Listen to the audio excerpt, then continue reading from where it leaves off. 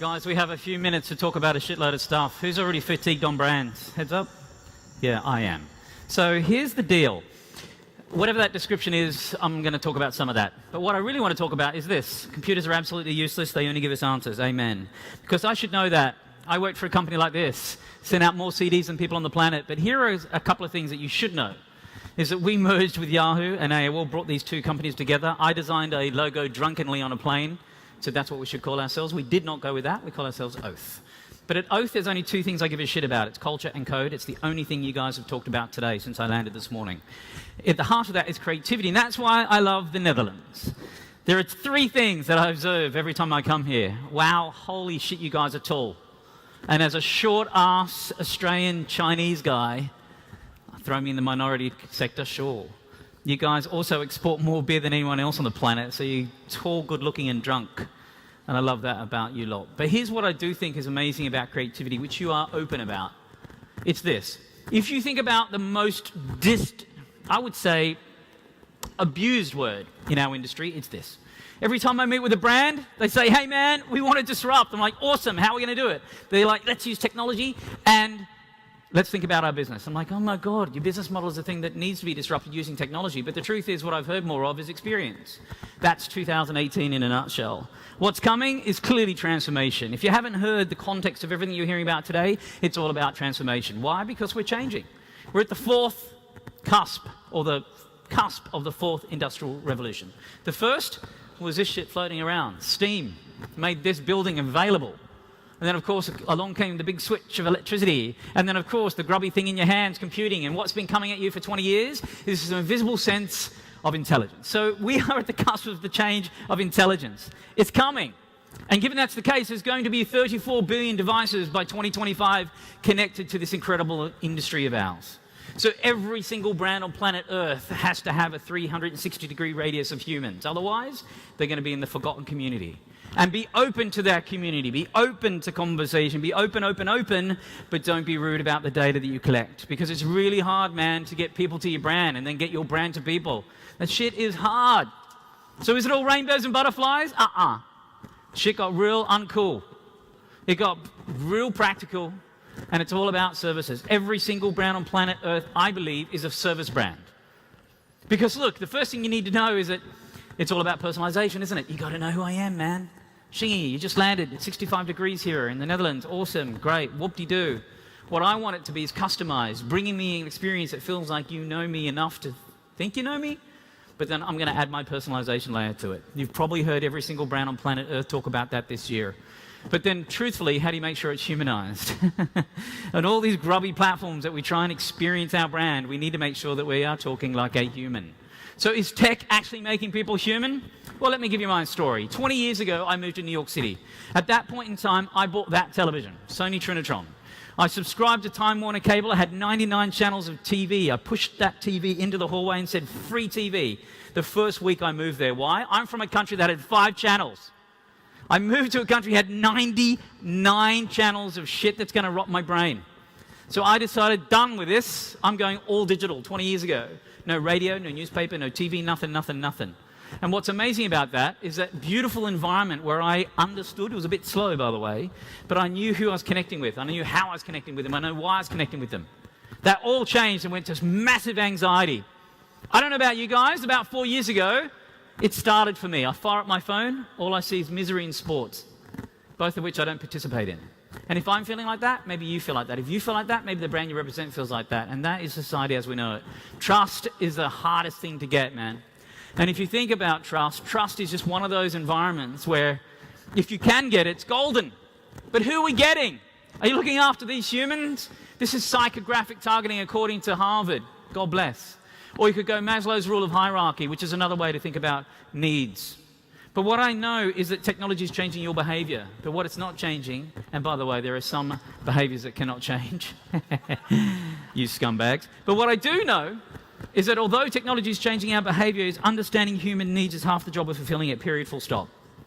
So get that right, and we can look for beauty. I've been looking in beauty this year alone because of the digital chaos. I'm looking for physical connections. Like this. This is a teddy bear you can buy for a child. It's called the Guardian. A child holds this and their biometrics gets read and can determine whether it's sick enough to go to hospital. Or you've got this coming out of the Nordics. This is Flick. You press one button and it does multiple actions that you program. So it doesn't use your cell phone. All this, you can work out with another person like you, apparently. Or this is connected Tupperware. This is a very aggressive sizzle reel for connected Tupperware. But basically, when you go and do all your grocery shopping, when you open up a bag of spinach and 3 days later that thing is turned to hell. So what this thing will do is ping you and let you know when to optimize all of your groceries so we can make sure that technology is helping us facilitate ease and convenience in our worlds. Now, I'm Chinese, so when I travel, and I travel a lot, I wear a face mask. And when I wear a face mask, you don't know whether I'm smiling at you or I'm angry at you. So people are inventing these things, man, so you can still connect with humans and actually make sure the pollutants aren't happening in your body. It still doesn't stop you looking like an idiot, by the way, but there's that. Smart packaging. If you're in the packaging world today or have a physical product that you deliver, the smart packaging environment's worth $250 million today. It's estimated to be $25 billion in the next 10 years. It's going to happen in ink. This is an example of RFID chippable tattoo that lasts 2 weeks. So what you normally need a computer and a screen to do can all happen by using a tattoo. A good example of where it's headed also is nail art. This is L'Oreal's sensor art. You put this on your nails and not only does it make you look blingy, it can also read the UV outside and tell you what SPF sunscreen you should be wearing. So practical technology that's helping the humans. Wearables. Yes, we love this category. There are about 593 wearables, and the number one category is fitness. We're still trying to figure out if this thing's going to have a home, aren't we? Anybody in here have a wearable on? Quick show of hands. What do you got? Are you a runner? Are you a runner, young lady? How long have you had that for? This one? Yeah. A few months. You've got about 3-4 months before that is irrelevant to you, perhaps. Brother behind you, what do you got there, man? You're both runners? You ran here today or some shit? Because we're miles or anybody else got a wearable? Anybody got a wearable on at home? They don't have it here. So normally hands go up when I ask that question. Why? Nobody gives a shit if you walk 10,000 steps and socialize that crap. Secondly, it does the same thing your phone does. And it kind of just doesn't do this any purpose. But they're beautiful, aren't they? Look how gorgeous these things are, except for Garmin's. They're normally the ones that people do use. But these things are incredible. Some of them look like they're bent towards women. Some look like they're from the future. Some look like they're from the past. These are incredible supercomputers on our wrist, and we're trying to figure out what they can possibly do for us that is different than your phone. And let me show you some that I think are quite amazing. This, a Braille watch, finally, a piece of technology that helps the sight impaired. How about this thing? This is a piece of technology, guys, that creates an ultrasonic sound wave from your wrist to the tip of your finger. So when you make calls or listen to messages, you hold your finger to your eardrum. You look like an idiot, but it's also probably going to give you finger cancer, but whatever, dude. That is at least a wearable that is useful and doing something different. This is a wearable that I wish I had at happy hour. This is Pavlov. This wearable will shock you if you do something you said you're not going to do, man. You reach for that third Heineken tonight, this thing will just shock the shit out of you.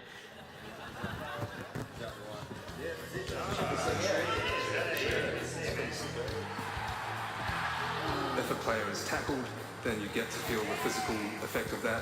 But if a player is nervous before a kick, then you get the fluttering, you get that kind of sensory experience. Okay, so you do not need to go to Disney World anymore to experience 5D.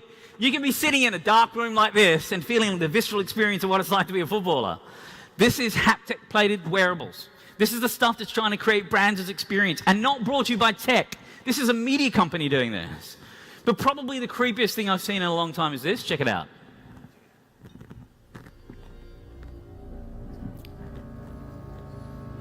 This, brothers and sisters, is a 3D dress called the gaze. This will morph and change based on your biometric, determining whether you want to attract or distract the person standing in front of you, and the dress grows accordingly. I don't think it makes that rattlesnake sound, but boy, I could use that shit on the subway in New York, heads up. What about sound? Sound is of visceral importance to us today. People probably up here have talked about the power of sound with podcasts, etc., etc. Why? Because of this shit. Who has one of these at home? Alexa, or they've got a whistle. Yay! Anybody have Google Home in the house? Anybody have Alexa? Anybody have both? No, you almost put your hand up, young lady. I was going to pick on you if you did. Do you have any of those technologies? Do you have Alexa? Do you do any services on Alexa? Have you programmed it to do something other than play the news in the morning and tell you what the time is? turn on and off the lights. So you're consuming services, which is great because the vast majority of people do not. But let me tell you why I bring up sound. Sound is incredible. By the way, I thought I'd be up here talking about gestures and stuff, but we're apparently talking back in the 70s when this used to be called radio. Now we're talking to objects again, which is amazing. But brand sound is incredibly important. Why do I say that? Because of this. If I speak to brands and say, hey, where are you spending your marketing dollars? They say, hey, man, we love digital, we get this shit, but hey, we spend the vast majority of our budget on television. I'm like, awesome. What's the music in your TV ads? Well, it's top 10 music or they license commercial free. Okay. They've forgotten about their brand sound. If there's no screen and there's no visual identity, what about the sound identity? Whose brand is this?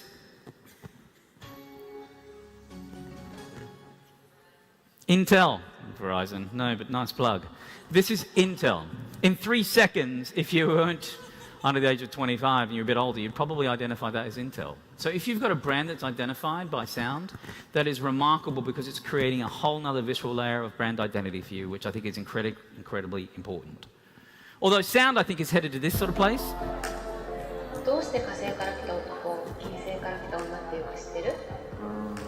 I don't know if any of you have tried Mars. Mars is a language translation. You guys clearly don't need that because most people I speak to in Holland, you guys can speak English better than I can. Remarkable. But this is something that allows you to, you could wear a headset, I wear a headset, as you speak it directly translates for you. Pretty cool use of technology, right? So that's kind of where sound's going. It's going to create better human connections and not just talking to innate objects. What about visual? You've heard me say that I haven't had a TV in 25 years? Cool. But if I was going to buy a TV, it should be now. Look how gorgeous televisions are. Look at that thing. The Frame by Samsung. This is a beautiful piece of technology called the Wall. This is a beautiful TV that if you butt a bunch of these together, you don't see the grid. So visualization is now incredibly important. It's also beautiful to see the back of TVs because, this happens otherwise. So hopefully we can beautify that shit at some point. But here's the thing about screens.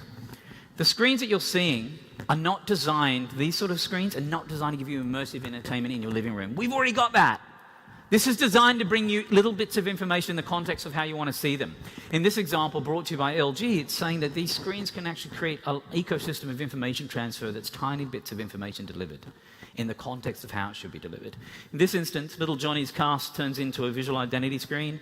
You're able to read what's going on with the repairing of his arms, for example. So this is the sort of thing that screens that you look at, these immersive screens are designed for. It's really designed for a different type of augmentation. Cool? Awesome. How about virtual reality? You guys have heard a lot of this today, I'm sure. Or virtual reality was a hot topic of 2016, 2017. Who in this room has tried on VR? Let's just do this as a... Thank you for the crocodile arms, by the way. You guys are like, whatever. Who here owns a pair of VR goggles?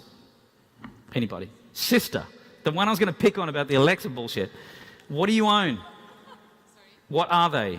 Well, Samsung. Gear? Yeah. The Oculus Gear thing? Did you buy those or were they given to you? Yeah, Your boyfriend bought them. When was the last time you put them on your face? And how long were they on your face for? Half an hour. You are not normal. So here's what happens in planet Earth. I ask people if they try on VR. Boom! Hands go up. Who owns them? Whoop! Not many hands. Or some cheap ass gets them because they were brought to you by a free phone or something. But here's what's amazing. And then they say, oh, I've put them on my face for 2 minutes 6 months ago. But what I love about VR is it's going to be organic. It needs to take time because this category is incredible. It's been around for 20 years. We just need it to continue along.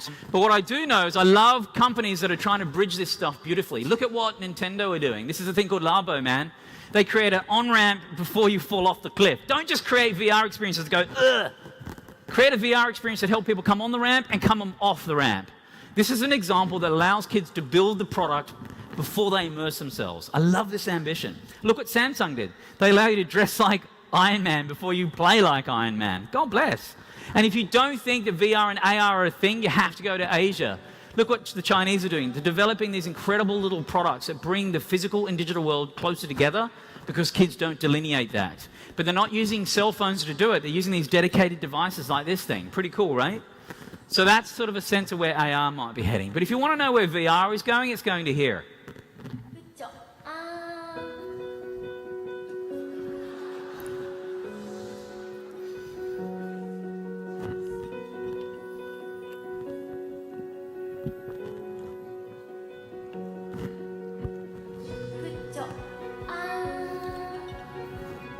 Every fantasy catered to, apparently. Whew. Although I like this.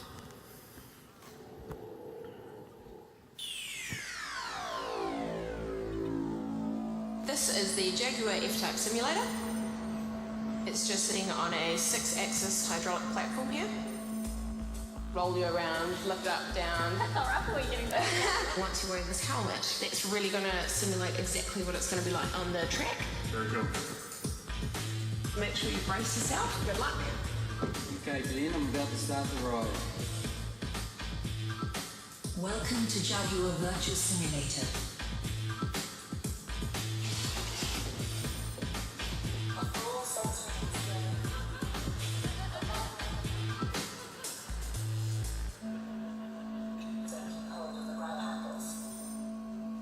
Are you ready to experience the power of Jaguar F-Type?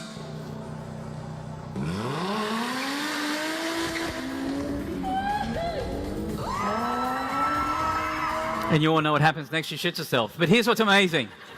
You have to realize that your brand experience, physical, can be way better than the digital experiences you get them there with. But they have to feel like the same componentry. A lot of people say, hey man, I think this is the sort of person we're trying to target if you think about us in tech. This is not necessarily who I think we're targeting, man. We just need to calm it down. The so what for me is really, really simple. Look, guys, if you think about it, we started out in cinema advertising. Then we went to I need to update the slide. Nobody likes Kevin anymore. Whatever, dude. So that's television. And then we went to smartphone marketing. And now you are told that you might have to market on different shapes and sizes. So good luck. But here's the reality. If you went to marketing school on any place on planet Earth, they taught you the 4 Ps. And I think these are rubbish. These were invented in 1948. I think that the new world of marketing is more a reflection of our culture of business than it is the way that consumers consume. It's this, man. It's all about platforms, partnerships, performance, and pedigree. And it's also the business of sight, sound, and motion. To do what? Create emotion. Why? 75% of purchase decisions are made emotionally. We sell to the heart to justify to the head. Our industry, at a conference called Brand, was founded upon big ads, little content. Hasn't the world changed so quickly? Because now it's all content, little ads. Why? Because of this crap. Ad blockers. Who has an ad blocker on their machine here? Brilliant. Who has an ad blocker on their mobile? Oh my God. And you're in the business of marketing. Good luck. So what do brands first do? They hijack the internet, don't they? With bullshit memes, which I think is rubbish. We have to look to the high road and say, where are we actually headed and how we're getting there? Ask yourself the question of why. Too many brands on planet Earth say, I want to target every single human on the planet and I want to have a deep, intimate relationship at the same time. But how are you going to do that when the robots come to take your job? Thank God the robots can only tell you what to do. They can't tell you how to do it. That's the role of the creative. Thank goodness. Because the reality is, this is where we are today, in my humble opinion. It's a very old slide I put back in this morning, and this is more relevant today than ever before. I retired from Twitter quite a long time ago. I came up in 2014 with a phrase. I said that defriend and unfollow will be a trend. I fundamentally believe that today. Why? Here's why. Today, you have had the ability to either buy or participate in the open social web, and we think that being popular is being relevant. Awesome. But that is absolutely not where planet Earth is headed with people. We're going to a closed internet community of peer-to-peer. Let me prove it to you. Who in here is on Instagram? Because I've heard that name 1,000 times this morning. Yay! Whose Instagram is set to private? Yay!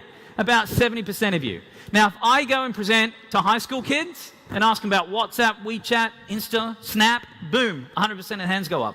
If I ask them who's this set to private, 100% of the hands stay up. All the public stuff is just to appease their parents.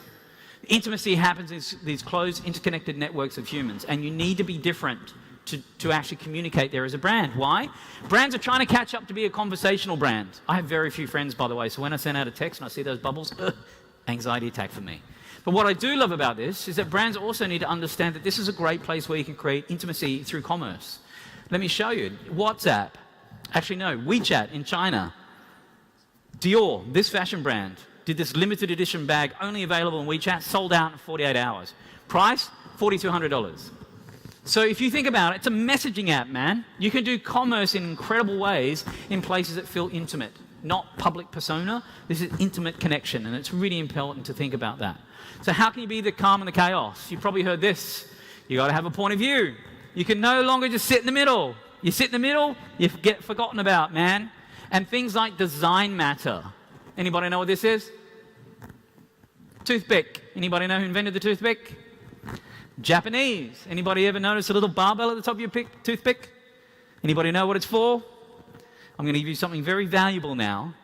If you break that off, that becomes a rest for your toothpick, just like you have a rest for your chopstick and a rest for your bowl. That's all I can offer you today, guys. Just kidding. Design matters. Conscious design matters. If you're iconic, you can get away with this. Pretty cool. Don't even have to put your logo up there, man. Just part of it. Becomes a road sign. How amazing. This thing, Lego. If you can't read this, it says steam engine, diesel, electric, Hyperloop. Lego, what a cool brand. Always consistent, always relevant. Look at this, Lacoste. They replaced the crocodile logo with endangered species series that was limited to the number of animals left. So, you know, there was 20 of one t-shirt, there's 1,000 of another, all sold out in 24 hours. You can only buy that t-shirt on the black market. Isn't that an incredible thing? Which is apparently where you can buy the animals. Because humans are idiots. But you have to get real, don't we? Getting real means you need to do something different. I love this. This is the Pride Index. Destination Pride. You go to this website, you type in the city you're going to, and it'll tell you how it is with gender equality, how it feels about embracing you. I love that. It turns a pride flag into something useful.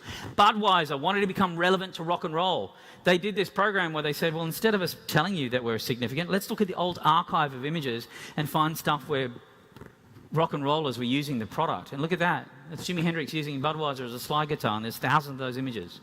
Who in here has tried Marmite? Oh, who loves Marmite? Who hates Marmite? Wow. Who's indifferent about it? You are not normal, people. You either love or hate this shit. Check it. They're here. This should be interesting. Please find enclosed the results of your family's recent Marmite gene tests. These show whether you were born a lover or a hater. What does it say? You're a hater? Dad, Yeah. I need to tell you something.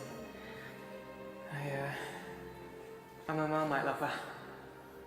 I thought you said I hated it, and you said I love it. What type of mother does something like that? But baby, Oh my goodness, I am so stupid. I prefer Jan. I'm carrying a hater's baby! It's really just my childhood. Oh, sweetheart. You didn't care. Oh, we just want you to be happy with who you are. Have you ever done it here? In this And the house? story goes on and on and on. But being self-effacing and adding humor to that thing is absolutely amazing, because if you do become real, you can do this. KFC ran out of chicken in the change of delivery situation in the UK, and instead of waiting for that PR storm to come over them, they embraced it by going, oh man, we just fucked it. And that also gives its brand permission to have a whole lot of fun that it never had before. Look at this. That's the beautiful photography that I was going to say National Geographic. That would be not right. That KFC did. That now, look at that thing, man. I did a double take. When photography is stunning on this spicy chicken work. Right.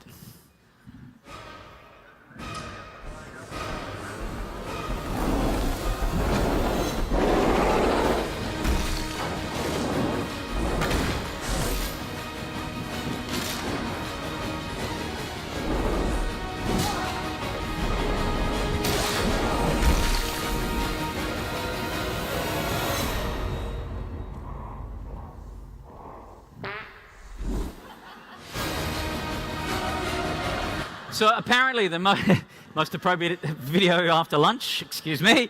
But here's what's amazing, man. The most important ingredient in anything you do, if you want your content to be contagious and to be shared, clearly has to be surprises, because we love it.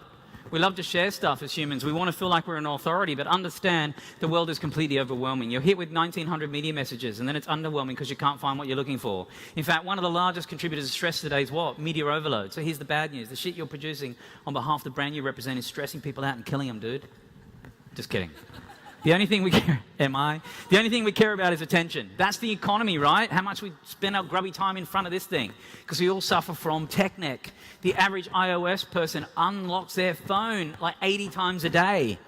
But it's all about the app economy. It's not about mobile web. It turns out the vast majority of what we do is on apps, but we download fewer, spend more time and money on the ones we give a shit about. And that's amazing. So if we're going to move away from awareness-based advertising, the old model, and move into a word-of-mouth, peer-to-peer, interconnected human network, we have to do things that are different. Because if people fall in love with you, particularly on the mobile experience, they're going to become a power user. All these brands that people talk about have disrupted the space, all started out on this grubby device, of which we open about 250 times a day and play around with. It's incredible. So in this business of sight, sound, and motion, to create emotion, what are we going to do to instill trust in a place that feels super anxious today? Well, you need to tell great stories. And it's not about this. Get rid of the telling or the yelling in our industry and just focus on great stories. And maybe we can build something remarkable like this.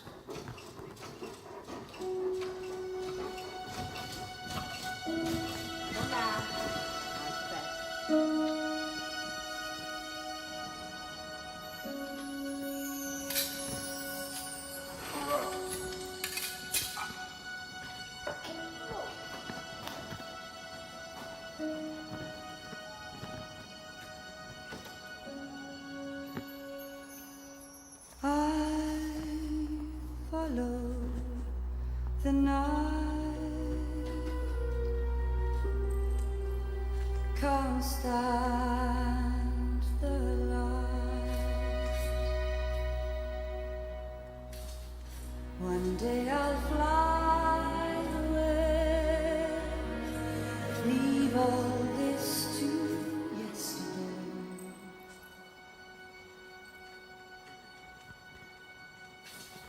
What more can your love do for me? When will love be through with me? Why live life from dream to dream and dread the day when dreaming?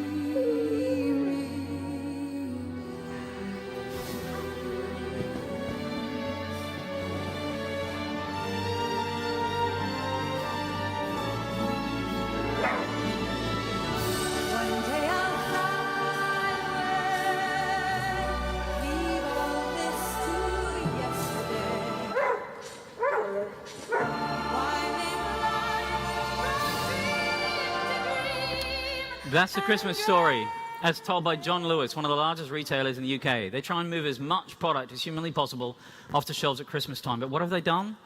They've marketed to the heart to justify to the head. They're not showcasing any product. That's the power of a good story. And if you're open to the power of the internet, you can also end up with crazy shit like this.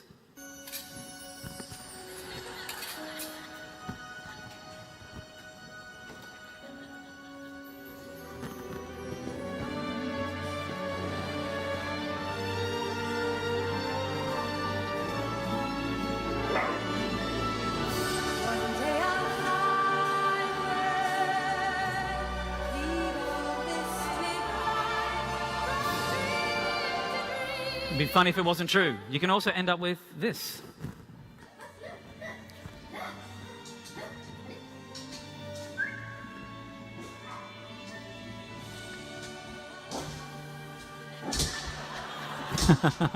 So it doesn't matter whether you tell a beautiful story for 4 minutes and ebb and flow, or you allow yourself to be spoofed and embrace that excitement, or user-generated content turns up like this crazy thing that's batshit crazy. The brand sentiment at the time that's most important for that brand took off. But the most important thing that I can provide you today is this incredible quote by Katharine Hepburn. If you obey all the rules, you miss all the fun. And isn't that the reason we became creatives? Thanks very much indeed, guys. Take care.